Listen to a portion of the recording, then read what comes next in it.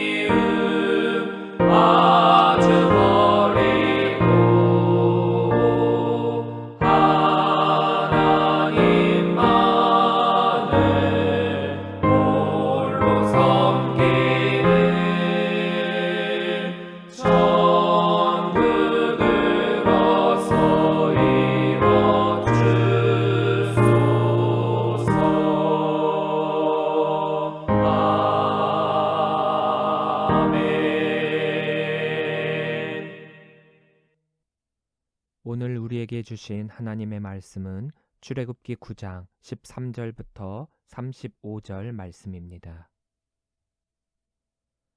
여호와께서 모세에게 이르시되 아침에 일찍 일어나 바로 앞에 서서 그에게 이르기를 히브리 사람의 하나님 여호와의 말씀에 내 백성을 보내라. 그들이 나를 섬길 것이니라. 내가 이번에는 모든 재앙을 너와 내 신하와 내 백성에게 내려 온 천하에 나와 같은 자가 없음을 내가 알게 하리라. 내가 손을 펴서 돌림병으로 너와 내 백성을 쳤더라면 내가 세상에서 끊어졌을 것이나 내가 너를 세웠음은 나의 능력을 내게 보이고 내 이름이 온 천하에 전파되게 하려 하였음이니라. 내가 여전히 내 백성 앞에 교만하여 그들을 보내지 아니하느냐.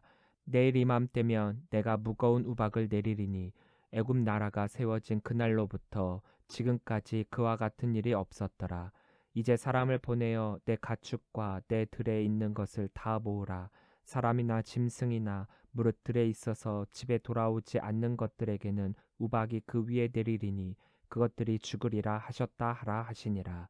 바로의 신하 중에 여호와의 말씀을 두려워하는 자들은 그 종들과 가축을 집으로 피하여 들였으나 여호와의 말씀을 마음에 두지 아니하는 사람은 그의 종들과 가축을 들에 그대로 두었더라.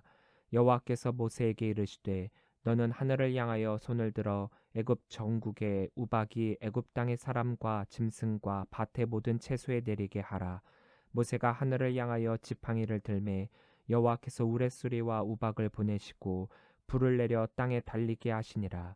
여호와께서 우박을 애굽 땅에 내리심에 우박이 내림과 불덩이가 우박에 섞여 내림이 심히 맹렬하니 나라가 생긴 그때로부터 애굽 온 땅에는 그와 같은 일이 없었더라.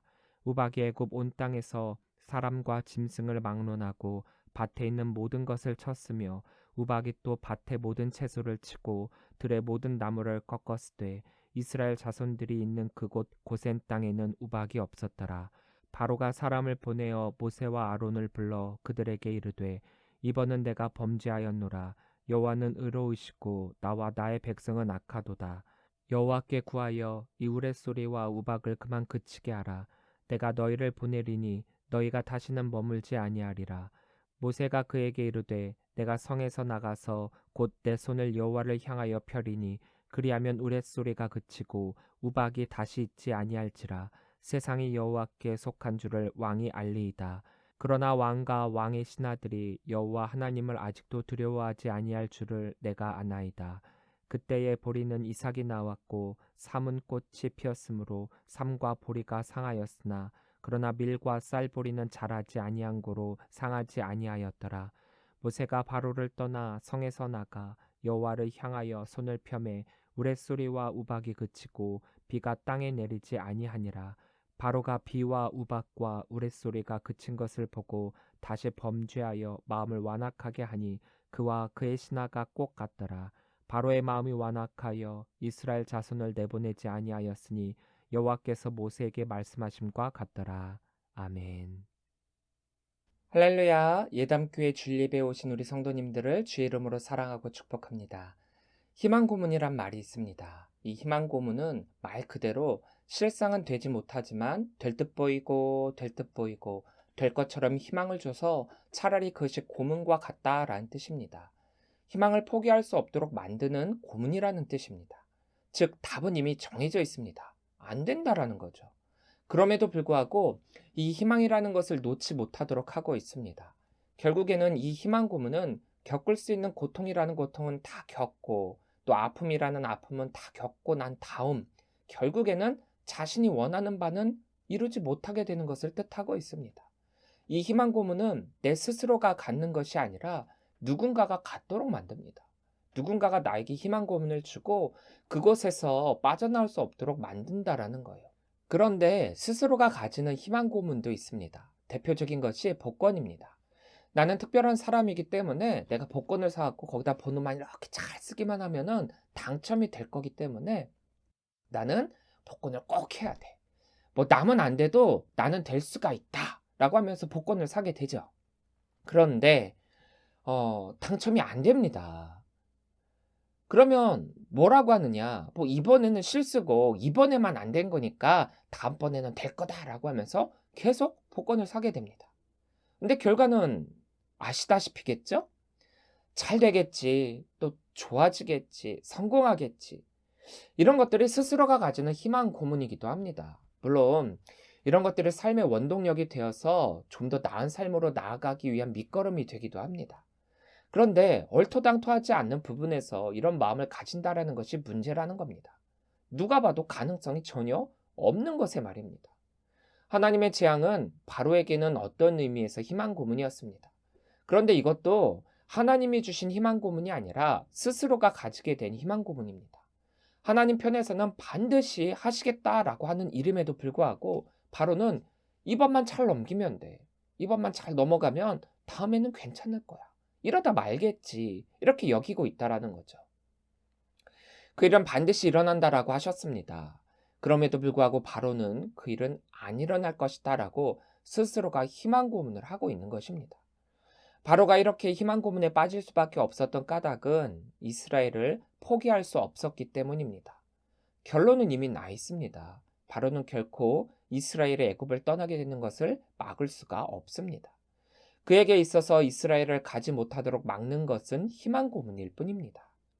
이것을 빨리 알아챘다면 바로는 국력도 손해보지 않았을 것이고 그가 가진 권력과 명예와 또 장자까지도 잃지 않았을 것입니다. 우리도 우리 삶 가운데 스스로의 희망 고문에 빠질 때가 종종 있습니다. 하나님께서 무언가 말씀하시고 하나님께서 그 일을 원치 않으셨을 때에도 설마 하나님께서 내가 이 일을 하는 것을 막으시겠어? 라고 하는 안일한 생각과 더불어서 내가 결정한 이 일은 결코 실패함이 없을 것이다 라고 하는 자만심에 빠지게 됩니다. 스스로가 믿음이 좋은 사람이고 또 믿음이 좋기 때문에 내가 하는 모든 일을 하나님께서 도와주실 것이다 라고 하는 착각 속에 빠질 수도 있습니다. 그러나 그것은 나에 대한 믿음의 희망 고문입니다. 우리들의 믿음은 우리들이 생각하는 것보다 결코 크지가 않거든요. 희망 고문의 가장 끝은 절망입니다. 희망의 끈을 놓지 않고 지내다가 그 희망이라고 하는 것이 이루어질 수 없다라는 것을 깨닫게 되는 그 순간 모든 끈이 끊어지고 절망에 빠질 수밖에 없습니다. 바로가 이 희망 고문을 그나마 적은 피해로 빨리 끊는 방법은 하나님의 능력을 인정하고 이스라엘을 보내는 것입니다. 그런데 그는 끝까지 이 희망 고문의 끈을 놓지 않고 있죠. 희망 고문의 끈을 놓지 않을 때 결국 그는 절망에 빠지게 될 것입니다.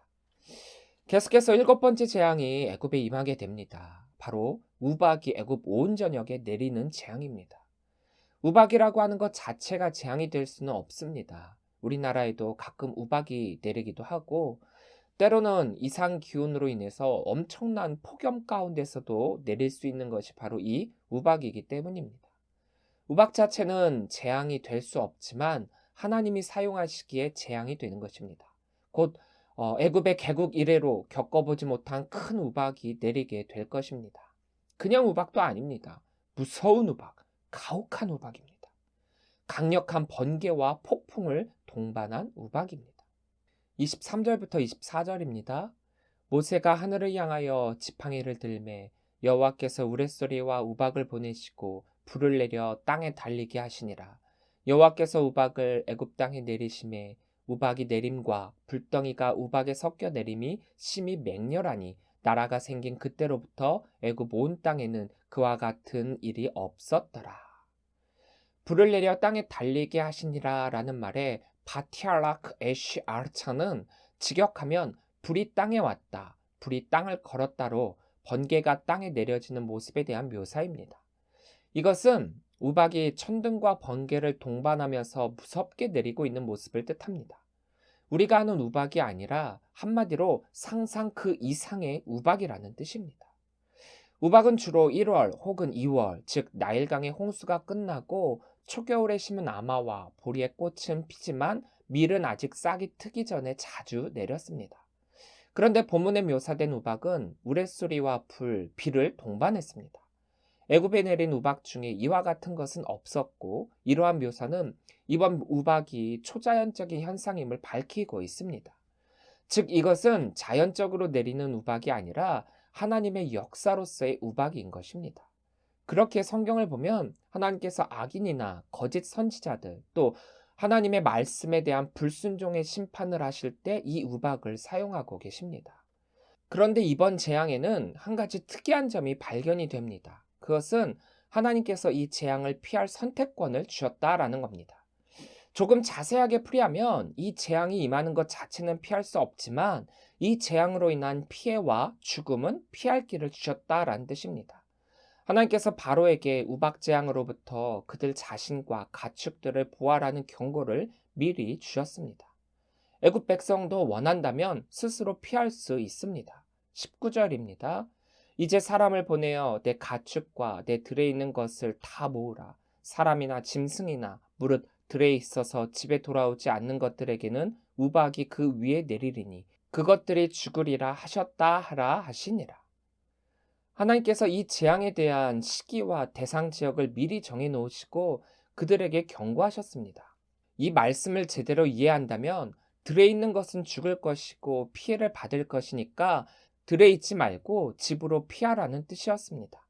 즉, 이건 역시 하나님의 역사인데 들에 있는 것들에 막대한 피해를 받을 정도의 엄청난 우박이 내릴 것임에도 불구하고 사람들이 거주하는 집은 피해를 입지 않도록 하시겠다라는 뜻입니다.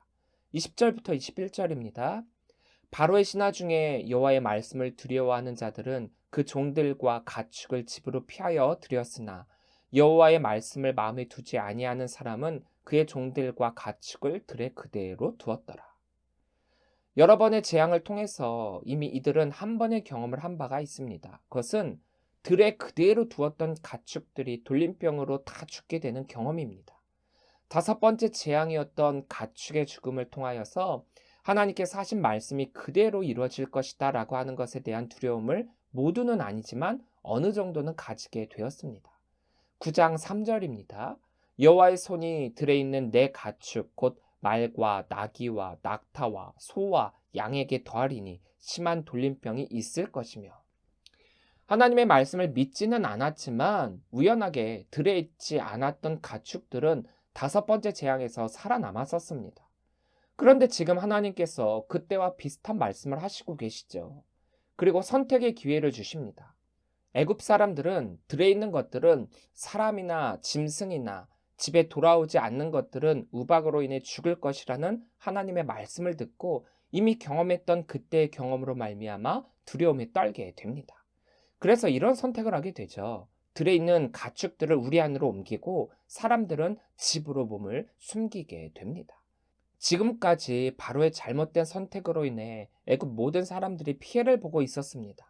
그런데 이번 재앙에서는 그런 애굽 사람들 중에서도 선택할 수 있는 은혜를 베풀어 주시고 계십니다. 즉, 그 재앙에서 피할 길을 주신다라는 것이죠. 그럼에도 불구하고 하나님의 피할 길을 선택하지 않은 사람들도 있습니다. 바로와 같이 완악한 마음을 가진 사람들 말입니다. 한 번의 선택이 평생을 좌우할 수 있습니다. 비록 하나님을 알지 못하고 하나님과 대적하며 하나님의 반대편에 있었지만 재앙이 계속적으로 반복됨을 통하여 하나님을 알게 되었고 하나님의 능력을 깨닫게 되었고 또 하나님께서 피할 길을 주셨을 때 그 길을 피할 길을 선택한 사람들이 있습니다.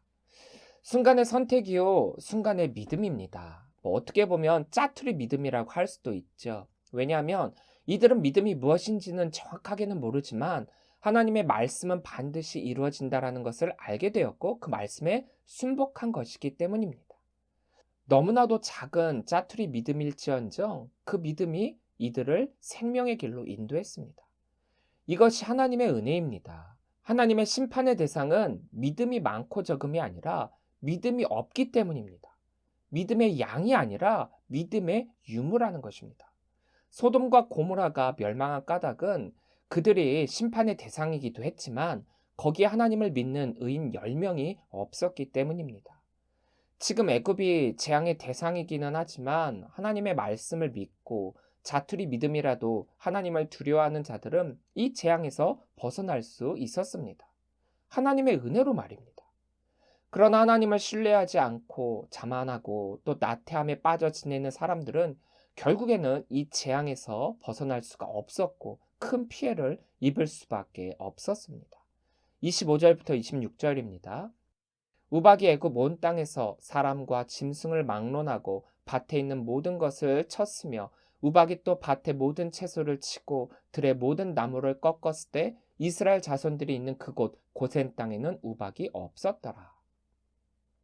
이것은 이미 이스라엘 백성들과 구별된 재앙이었고 애굽 사람들 중에서도 하나님의 말씀을 믿었던 사람들은 피한 재앙이었지만 그 나머지 애굽 사람들은 이 재앙에서 벗어날 수 없었습니다. 엄청난 피해를 야기한 재앙이었지요. 그런데 또 신기한 것은 들에 있는 것들은 피해를 입을 정도로 강대한 재앙이었지만 집에 있는 것들은 피해를 입지 않았다라는 사실입니다. 이러한 구별된 재앙이었기에 애굽 사람들은 더더욱 하나님의 위대하심을 두려워할 수밖에 없는 것입니다. 평생 겪어보지 못한 우박을 경험하게 된 바로는 뜻밖에도 그가 하기 어려운 고백을 하게 됩니다. 27절부터 28절입니다. 바로가 사람을 보내어 모세와 아론을 불러 그들에게 이르되 이번은 내가 범죄하였노라. 여호와는 의로우시고 나와 나의 백성은 악하도다. 여호와께 구하여 이 우레소리와 우박을 그만 그치게 하라. 내가 너희를 보내리니 너희가 다시는 머물지 아니하리라. 바로의 이 말은 자신의 죄를 고백하는 것처럼 들립니다. 그러나 이것은 자신의 죄를 고백하고 회개하는 것이 아니었습니다. 회개라기보다는 자신이 실패한 부분을 부분적으로나마 인정하는 의미로서 여호와께 순복하고 있는 것입니다. 이번은 내가 범죄하였노라. 이것은 어떻게 해서든지 지금 이 순간의 어려움만을 모면하면 된다라는 의도로 구하고 있는 것입니다. 이전까지는 내가 틀리지 않았지만 이번은 내가 틀렸다라고 인정할 테니까 이번은 그냥 넘어가다오. 우리도 어려운 상황에 처하게 되면 하나님께 하나님 이번만 살려주시면 제가 이렇게 하겠습니다라고 기도를 하다가도 상황이 호전되면 옛삶으로 되돌아가는 경우가 너무나도 많이 있습니다. 진정한 회개란 후회가 아니라 이전의 삶에서 180도 다른 길을 가는 것입니다. 회개와 후회는 다릅니다. 후회는 자신의 잘못에 대한 반성이 없습니다. 그렇기에 후회는 할지언정 그 삶이 바뀌지는 않습니다. 하지만 회개는 자신의 지난 잘못을 인정하고 반성하는 것입니다. 그리고 이전까지의 잘못된 모습에서 돌이켜 새로운 모습을 보여주는 것이 회개입니다. 그러니까 변화가 있어야 진정한 회개라는 것이지요. 말만 아무리 잘못했다, 범죄했다라고 하는 것이 중요한 것이 아니라 그 잘못에 대한 진정한 반성과 회개가 있어야 하는 것이지요. 그러나 바로는 그렇지가 않았습니다. 그는 지금까지의 자신의 생각을 되돌릴 생각이 전혀 없었죠. 말뿐인 범죄 고백입니다. 이번은 내가 범죄하였노라. 여호와는 의로우시고 나와 나의 백성은 악하도다라고 고백을 하게 되고 이스라엘을 보낼 테니까 하나님께 구하여 이 우레소리와 우박을 그만 그치게 하라고 모세에게 간구를 합니다. 그런데 바로는 여전히 희망 고문 가운데 있습니다. 34절부터 35절입니다. 바로가 비와 우박과 우레소리가 그친 것을 보고 다시 범죄하여 마음을 완악하게 하니 그와 그의 신하가 꼭 같더라. 바로의 마음이 완악하여 이스라엘 자손을 내보내지 아니하였으니 여호와께서 모세에게 말씀하신과 같더라. 우리들의 신앙이 꼭 이 바로와 같습니다. 어려울 때는 잠시 믿음이 있는 채 하다가 그 어려움이 사라지면 다시금 믿음 없는 자와 같은 행동을 똑같이 행하게 됩니다. 하나님이 모르시고 해결해 주시는 것이 아닙니다. 알면서도 속는 부모의 마음으로 언젠가는 진실해지겠지 하는 마음으로 해결해 주신 것입니다. 바로는 고난에서 벗어나기를 간구하며 여호와께 서원했지만 바로 눈앞의 문제가 해결되자 그의 마음은 전과 같이 돌아갔습니다. 눈앞의 문제는 해결되었지만 진짜 문제는 해결되지 않았습니다. 그것이 범죄의 혹은 재앙의 희망 고문입니다. 희망 고문은 진짜 해결된 것이 아닙니다. 진짜 해결된 것이 아니기 때문에 진짜 해결을 위해서는 과감한 결단이 필요합니다. 7번째 재앙에서 중요하게 볼 수 있는 것은 순간의 선택이 죽음을 맞이하느냐 죽음을 피하느냐였습니다.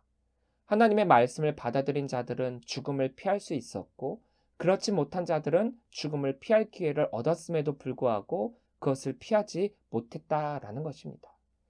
우박을 피한 자들은 선한 자들이기에 우박을 피한 것이 아니라 그나마 그럼에도 불구하고 죄를 지었음에도 불구하고 하나님이 주신 피할 길에 대한 기회를 놓치지 않았기 때문입니다.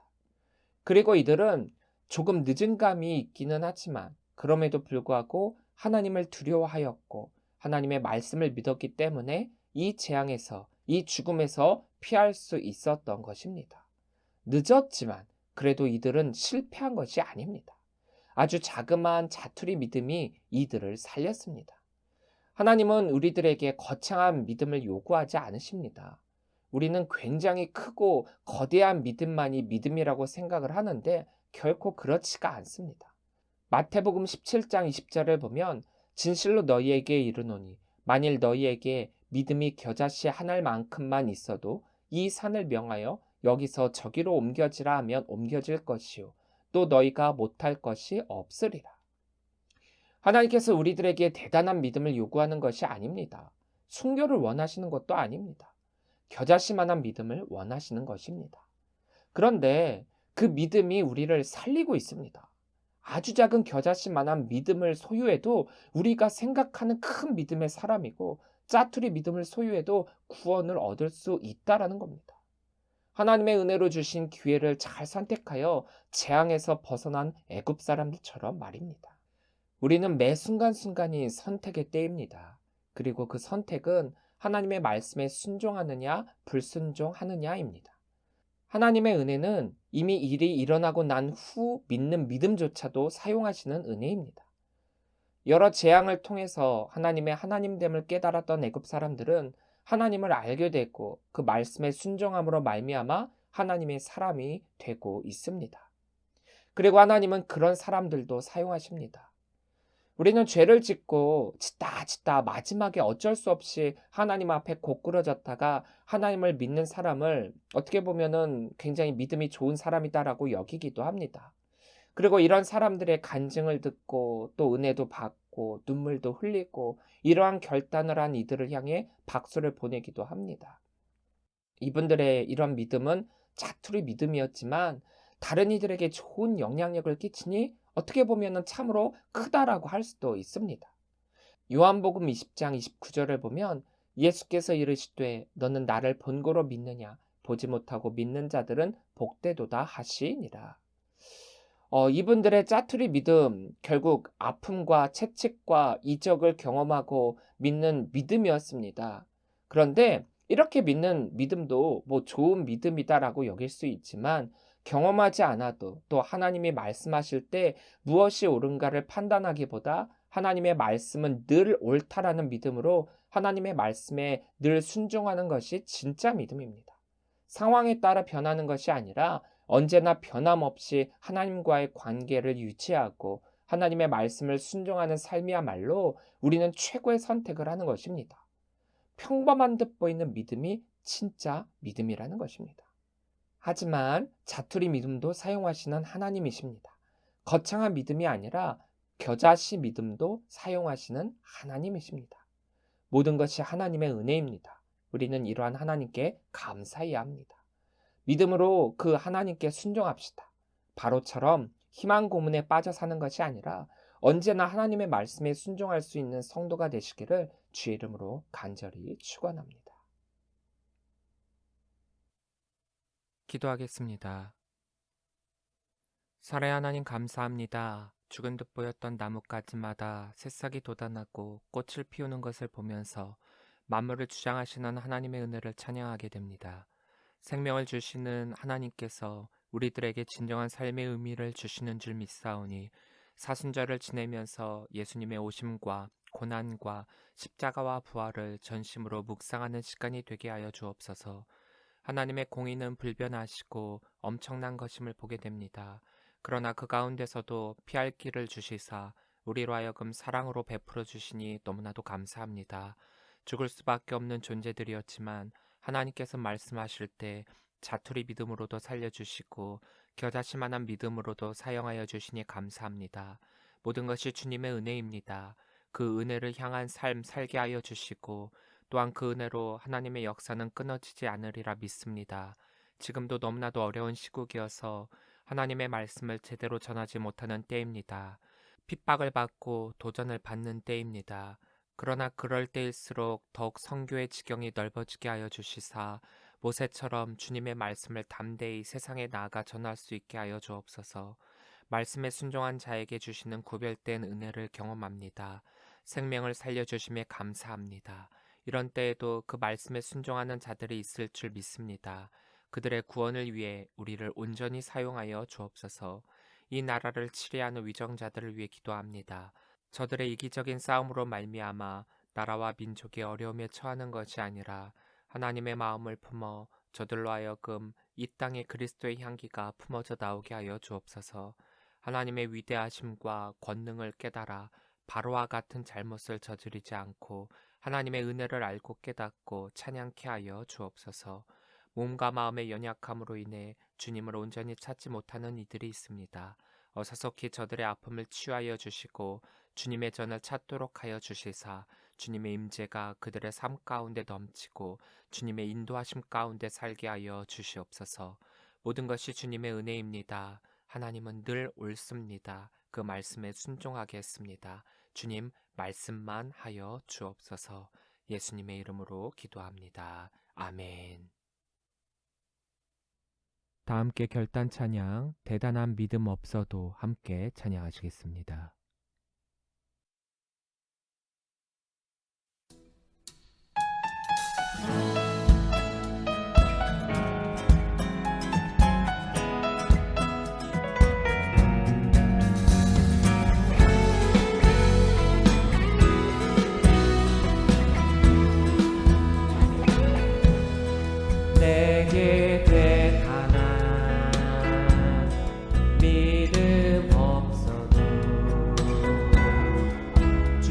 따를 만한 용기와 힘 없어도 나의 연약함 사용하시는 주님, 나의 삶을 완성하시네. 내게 대단한 믿음 없어도 주를 따를 만한 용기와 힘 없어도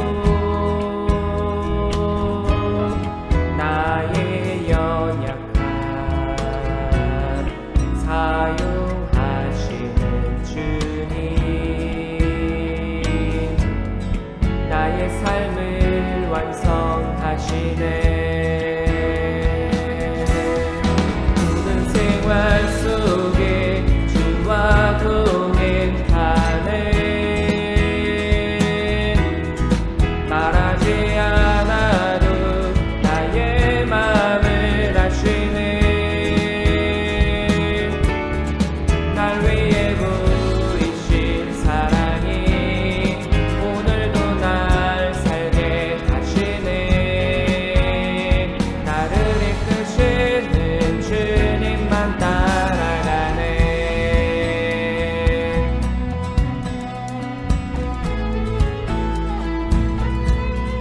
나의 하루를 지켜주시고 주의 사랑 안에 자라가게 하시네. 나의 믿음을 사용하시는 주님, 나의 삶을 기대하시네. 모든 생활 속에 주와 동행하네. 말하지 않아도 나의 마음을 아시네. 날 위해 보이신 사랑이 오늘도 날 살게 하시네. 나를 이끄시는 주님만 따라가네.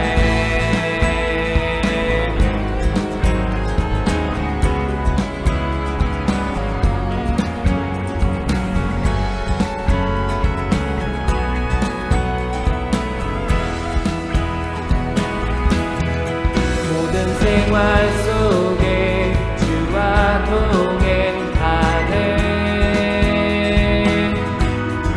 말하지 않아도 나의 마음을 아시네. 날 위해 보이신 사랑이 오늘도 날 살게 하시네. 나를 이끄시는 주님만 따라가네. 모든 생활 속에 주와 동행하네. 말하지 않아도 나의 마음을 아시네. 날 위해 보이신 사랑이 오늘도 날 살게 하시네. 나를 이끄시는 주님만 따라가네. 나를 이끄시는 주님만 따라가네. 나를 이끄시는 주님만 따라가네.